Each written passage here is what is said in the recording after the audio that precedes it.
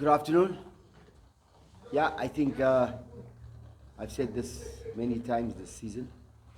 All games played by Kaizer Chiefs is pressure games, and we have to always put our best foot forward. We've been trying.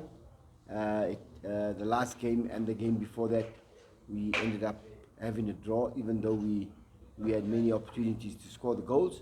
But we came back to the drawing board and we worked as hard as we can with the players' mentality in order to control the ball and put the ball in the back of the net.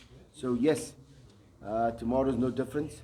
We play 8 and 9, which is to us was always a cup final. And tomorrow there's just a little bit more, not pressure, but for us to come out and really, really take the 3 points. It is our own game, and FNB belongs to Kaizer Chiefs. We're talking about FNB belonging to Kaizer Chiefs. We saw you out in Polokwane last time. Supporters showed you some love, but at the end they were not the happiest. There's this love and hate between Kaizer Chiefs supporters and their team. How do we fix that as a country? Yeah, there's always love and hate between Chiefs and their supporters, but I think there's more love because you can't please everybody in 16 million. So I think as far as the season is concerned with us now, completing, we want to get the last 2 games on a positive note. And then I'm sure the love will end off on a good note. And you know what it's like. You break up with your wife, but you always have to come back home and you have to apologize.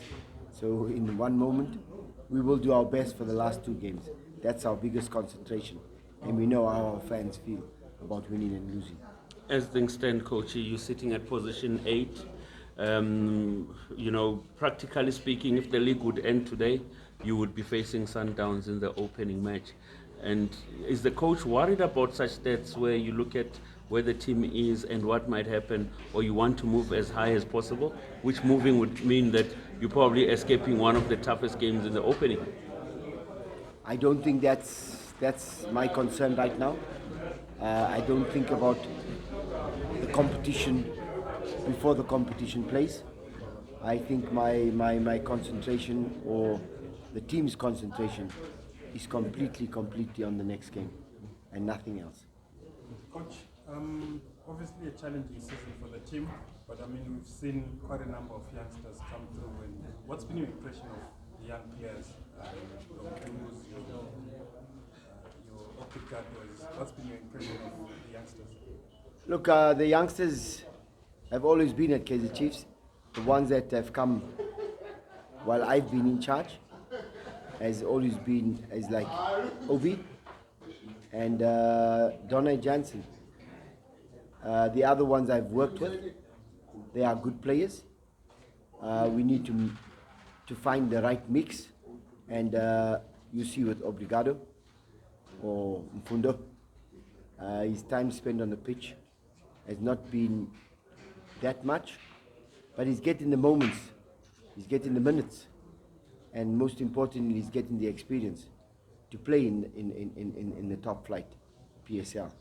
And the others, Shaba was a little bit out, I think.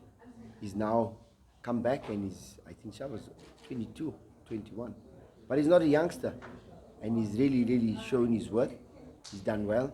I think in the last 4 games he scored about, I think it's 2 goals or 3 goals. But I stand to be corrected, but he's also doing well. And for me, the youngsters are showing their worth now. Yes, we have to look at how we use them because of the results are not there.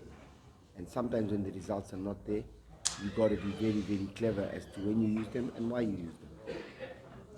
Do you get the sense that the future of the club lies with some of these boys in terms of building around them for the future? I think Kaizer Chiefs, that's the history of Kaizer Chiefs. It's not about building them. It's always been a history of using youngsters in their team and youngsters that they've built themselves. So yes, they will get a turn, and they if it doesn't happen to them, it will happen to one of the others that's coming from the academy. Coach, I know players go through different form in season.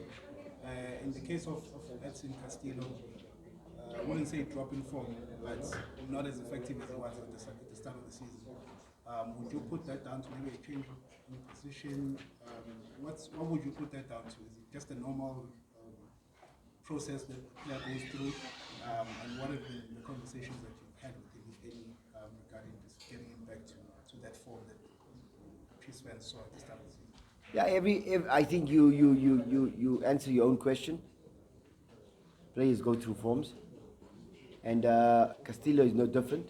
The only problem with Castillo is that he went away with the South American team, Venezuela, and he came back, and the players that were playing in his position were doing fairly well. So you don't just change your team, and probably that's what's kept him a little bit back, is the fact that the players that are playing in his position are playing well. So he has to understand that. Coach, just to add the last one while we're on the youngsters, Samkelo Zwane, what is it that he has to do to command a regular place in the team, seeing that the defensive midfield part needs to do with a young player like him? Yeah, like we said, there's so much competition within that area of the pitch that he will get his turn, and I have no doubt he will have his turn in the future. And maybe lastly, just Last an one, injury last update. trouble. Injury update, coach. Any changes? Oh, no, we still have Fonsane out, we still have Keegan out, we still have Reef out, we still have Solly out. I'm trying to give the right number. I think those on top of my head right now, there could be a few more.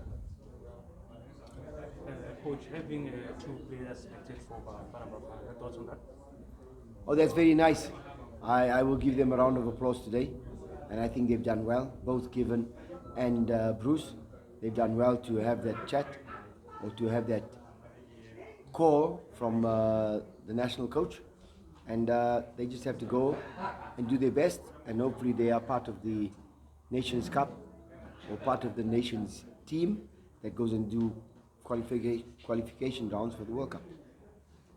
Thank you, Coach.